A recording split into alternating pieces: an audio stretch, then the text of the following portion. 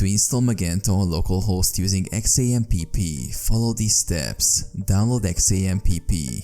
Download and install XAMPP from the Apache Friends website. XAMPP provides an environment for running Apache, MySQL, PHP and other necessary components. Start Apache and MySQL. Launch XAMPP and start both the Apache and MySQL services from the XAMPP control panel. Download Magento. Visit the official Magento website and download the latest version of Magento open source. Create a database. Open the phpMyAdmin interface through the following link. Create a new database for your Magento installation. Extract Magento files. Extract the downloaded Magento files to htdocs folder in your XAMPP directory. Rename the extracted Magento folder to your preferred project name. Configure Magento. Open a web browser and navigate to the following link.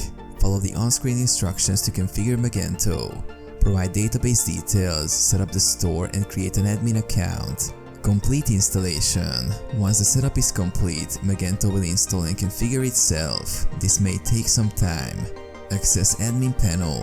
After installation, access the Magento Admin Panel by going to the following link.